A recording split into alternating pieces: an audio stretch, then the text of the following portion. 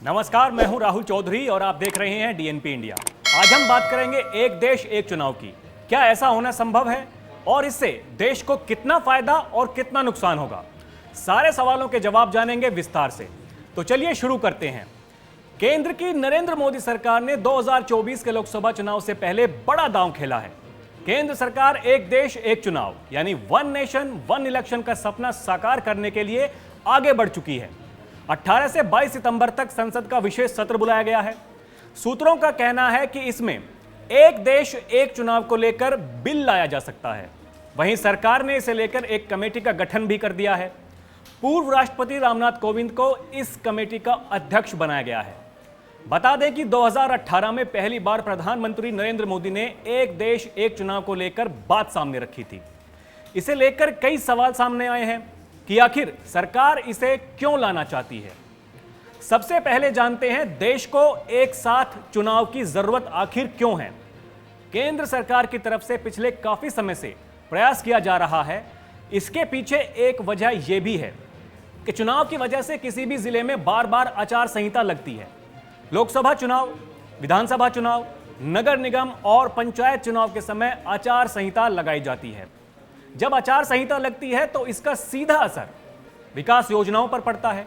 देश में लगातार चुनाव का माहौल रहने से सरकार को नीतिगत और प्रशासनिक फैसले लेने में परेशानी का सामना करना पड़ता है। अब जानते हैं कि इसको लेकर कानून क्या कहता है। केंद्र और राज्य सरकारों में चुनाव को लेकर संविधान में इनके कार्यकाल से लेकर अन्य बातों का जिक्र किया गया है। अगर सरकार को इस दिशा में आगे बढ़ना है तो संसद में इसके लिए संविधान संशोधन बिल लाना होगा। इसके बाद ही इस दिशा में आगे बढ़ा जा सकता है। आपको बता दें कि यह पहली बार नहीं है जब यह मामला सामने आया है। 1999, 2015 और 2018 में 3 बार लॉ कमीशन ने इस पर अपनी रिपोर्ट दी है। वहीं इससे पहले 2016 में संसदीय समिति भी अपनी अंतरिम रिपोर्ट दे चुकी है। अब 2018 में यह मामला सामने आया था तो केंद्र सरकार ने विधि आयोग को पूरा मामला सौंप दिया है। विधि आयोग की तरफ से इस पर पूरा रोड मैप भी तैयार कर लिया गया है। 2018 में विधि आयोग ने अपनी रिपोर्ट में कहा था कि ऐसा माहौल है देश में कि विधानसभा और लोकसभा के चुनाव एक साथ कराने की जरूरत है। आयोग ने अपनी रिपोर्ट में माना था कि मौजूदा नियमों के मुताबिक एक साथ एक चुनाव संभव नहीं है, इसलिए संविधान में 5 संशोधन करने की आवश्यकता है। अब बड़ा सवाल यह है कि क्या देश में एक साथ लोकसभा और विधानसभा का चुनाव संभव है? तो इसका जवाब है हां। आजादी के बाद केंद्र और राज्यों में एक साथ ही चुनाव हुआ करते थे। 1967 तक देश में चुनाव एक साथ ही हुआ करते थे। इसके बाद केंद्र और राज्य सरकारों के गिरने से इसमें चुनावों में अंतर आना शुरू हो गया। 1967 में उत्तर प्रदेश में चौधरी चरण सिंह की बगावत के चलते सीपी गुप्ता की सरकार गिर गई और यहीं से एक साथ होने वाले चुनाव का पूरा गणित बिगड़ गया। इसके बाद साल 1968 और 1969 में भी कुछ सरकारें समय से पहले ही भंग हो चुकी थीं। 1971 की जंग के बाद लोकसभा चुनाव भी समय से पहले करा दिए गए थे। अगर 2024 में लोकसभा के साथ विधानसभा के चुनाव करने हैं तो उत्तर प्रदेश, हिमाचल प्रदेश, कर्नाटक, पंजाब, गुजरात और गोवा जैसे राज्यों की सरकारें बहुत कम समय में ही बर्खास्त करनी होंगी। एक देश एक चुनाव में सरकार के सामने एक समस्या देश के राजनीतिक सिस्टम को लेकर भी है। केंद्र में राष्ट्रीय पार्टियों का बोलबाला रहता है तो राज्यों में क्षेत्रीय पार्टियों का दबदबा देखने को मिलता है। अब राज्य में 3 या उससे अधिक पार्टियों का आमना सामना हो और उससे बहुमत ना मिलने पर फिर 2 या उससे अधिक पार्टियां मिलकर गठबंधन की सरकार बनाती हैं।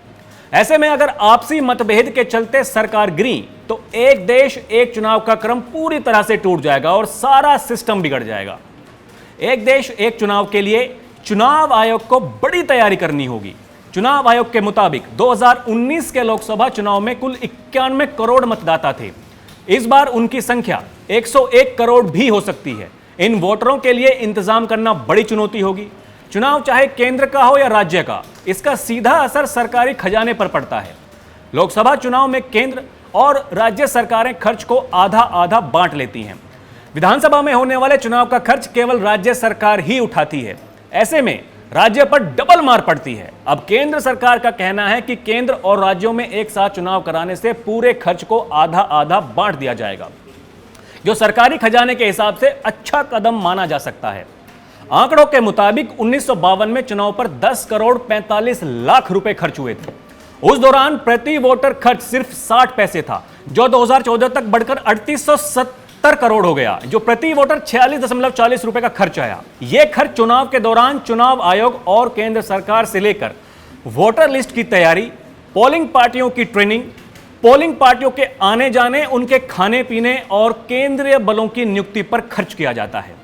अब एक देश एक चुनाव को लेकर हर पार्टी, अपना राजनीतिक दलों के अपने अपने विचार हैं। बहुत सारे सकारात्मक पहलू हैं तो कुछ नकारात्मक भी हो सकते हैं। अब क्या देश में एक साथ चुनाव हो पाएंगे? क्या इस पर सबकी सहमति बन पाएगी? इसके लिए हमें और आपको इंतजार करना होगा। तो अभी के लिए इतना ही, फिर मिलेंगे एक नई खबर के साथ। नमस्कार।